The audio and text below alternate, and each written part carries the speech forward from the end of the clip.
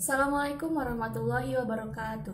Perkenalkan, nama saya Melza Triana Restu dari Prodi Manajemen Pendidikan Islam Sekolah Tinggi Agama Islam Manggala.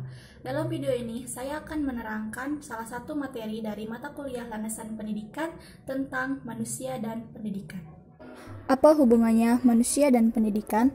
Pendidikan mempunyai peranan sangat penting dalam keseluruhan aspek kehidupan manusia.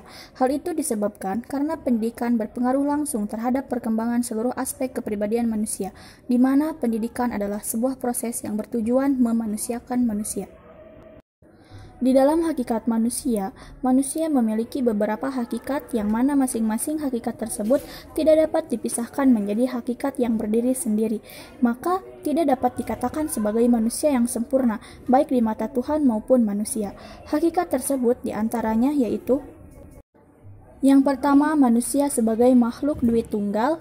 Yang kedua, manusia sebagai makhluk individu dan sosial. Dan yang ketiga, manusia sebagai makhluk bersusila atau bertuhan. Yang dimaksud manusia sebagai makhluk duit tunggal di sini ialah memiliki dua unsur, yaitu unsur kerohanian dan kejasmanian. Sedangkan manusia sebagai makhluk individu dan sosial, yaitu manusia memiliki sifat khas yang berbeda dengan yang lainnya. Sebagai makhluk individual, tentunya manusia memiliki perbedaan sendiri dalam memiliki keinginan. Manusia sebagai makhluk bersusila atau bertuhan ialah manusia dikaruniai kemampuan untuk dapat membedakan mana hal yang baik dan mana yang buruk. Manusia dalam hidupnya mempunyai peran sejarah dan menciptakan sejarah baru.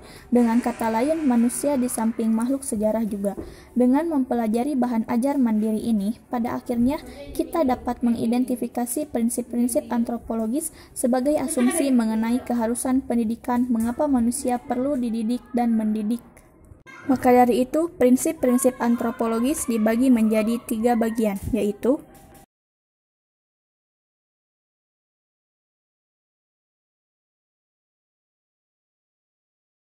yang terakhir yaitu pendidikan sebagai humanisasi.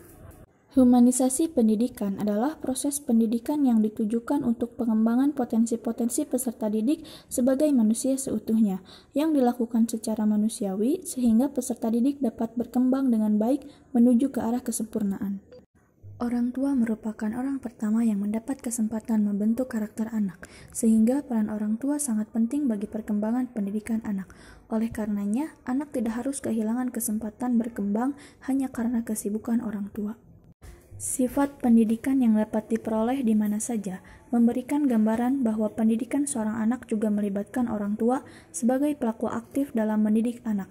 Orang tua dapat menjadi motivator pertama bagi seorang anak untuk menentukan tujuan dari hidupnya. Mungkin hanya itu yang dapat saya sampaikan, kurang lebihnya mohon maaf. Sekian dan terima kasih. Wassalamualaikum warahmatullahi wabarakatuh.